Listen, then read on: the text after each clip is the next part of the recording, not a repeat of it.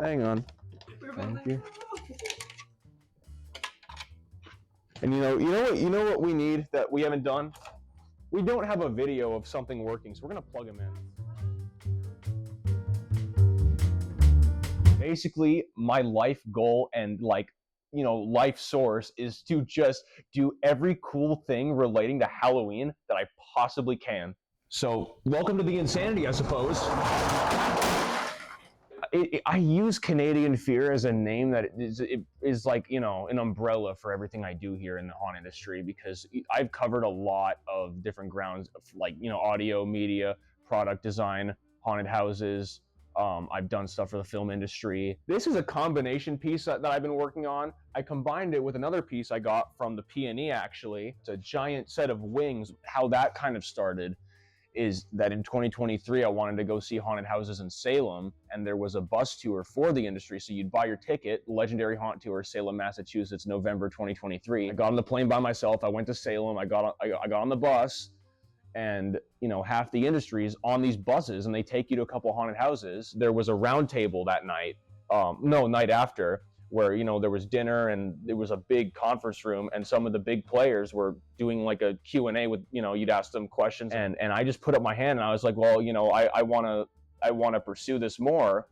What would you say to me trying to get started? And obviously they gave me the classic, like, become friends with the building department, the fire marshal. I'm like, yeah, but they also told me, well, go to Transworld. That's like the main trade show. I literally walked up to like everybody, like including people who are now like some of my best friends and that I see like all throughout the year. But I went to St. Louis and I went and talked to all these people. Like some of them I would even consider like childhood heroes, that I would just go, I just shake their hand. They'd say, well, do you want to come down to our shop and take a look and see how we do things? So very quickly, what was supposed to be a week trip lasted 2 months. This is a $3,000 piece. I got it for $400 a week before I graduated high school, and that was my first commercial piece. And that's when I got like hooked. Like I literally decided a week before I graduated, this could happen like now. And so this is the reason why all of this is in here now, or why I even have a storage unit at all. 3 storage units. Somehow at my age, this is my 18th year doing this. I don't know how that's even possible. I'm 21, but I started in 2007, so I did the math. That wasn't just me being like mildly interested. That was me like focused in. Like I could tell you anything about any of the props and who made it and when they made it and how much it costs, and I just know this stuff. And I wanted this stuff. But back then, I didn't even like. I'd go on the computer, and be like, "Mom, can we get this one?" She's like, "How much is it?" And I'd be like, -478. I'm like, what? Like it's like, that's like 30 grand, and I'm like, what's that? And so your parents are like really supportive? Oh, incredibly. Like these pieces back here, like a lot of this stuff growing up was like inaccessible to me, right? We don't come from like crazy money or anything, and this is crazy money stuff. I had to go all detective to find all these things. It wasn't like I just bought them on websites they were made. I had to go detective and find like deals on them. Okay, let's do this. I think a lot of it is I like stuff with a decent history behind it, or it's stuff that like, oh, I wanted that because I saw it on the internet when I was a kid, and I wanted it when I was a kid, and I never stopped wanting it. So when am I going to get that thing? One of the main influences for me is a haunted house called Cougar Creek House of Horrors in Surrey. I saw they had this like 17-foot Pumpkin King character. It's over 1,000 pounds. I wanted it so bad. Miraculously, my friend Matthew used to work there at the one that I went to as a kid. One day I asked him about it. I'm like, do you know if they still have that? And he's like, well, let me ask. So that very day when it just kind of randomly came up, I already have an email from the owner, and he's like, yeah, we'll sell it to you. Come take a look. I just Ubered there instantly. I beelined straight with my phone at like 10%. I beelined straight there. So I had a dead phone and had to take the bus back to Abbotsford. They told me a price that in that moment I was in no position to shell out. But I raised the money, I got the prop. It had to be dropped onto a wooden base with wheels we built by an industrial like 70-foot crane just to get it like on so that because you can't lift this thing. It's like over 1,000 pounds. We broke like 1,000-pound weight like dollies trying to move it. We broke the wheels on them. It's the most like sacred, valuable thing in my collection. I love it so much. It's ridiculous. Would that be in the haunted house? Yeah, the Canadian Fear Canadian Fear. Trying to figure out like where that's going to be and when it's going to happen. For one, haunted houses, like they face crazy regulations. Because of that, you're slapped with like really heavy like scrutiny in terms of how you build your stuff, which is really difficult when the majority of your revenue comes out of 1 month of the year and they want you to install $400,000 sprinkler system. There's ways to make it work, and I've been learning that as time goes on. So I've just studied every aspect of this, including these really boring logistical things I have to figure out because it's really the only way. But the thing that keeps me going is just this addiction of buying props. I'm close, so just keep backing up. I'll tell you when to stop, just because, yeah, some of these outlets don't work, but I know which ones do.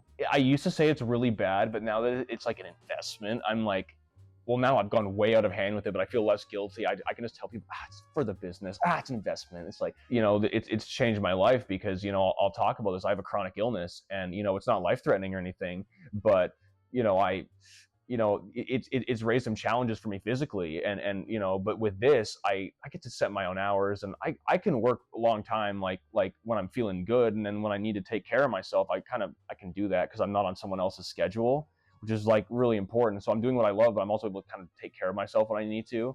In the future Rory, yeah, what do we see for you? Is that the haunted house? Is that my hope is that the haunted house is open and that we expand it. I want to make it, my goal is that when I have it, I want to turn it into one of like the most elaborate haunted houses in Canada. I want to make it like a landmark for the industry. People go, oh, you have to go to Canadian Fear, because there's a couple haunted houses like that. I'd love to make that happen. But another aspect of that is that I want to build it so impressive because in 10 years or so, I want to be able to go to the theme park trade shows and be able to say, you want an entire haunted house? We will build it for you and install it. But I need a volunteer for a little experiment.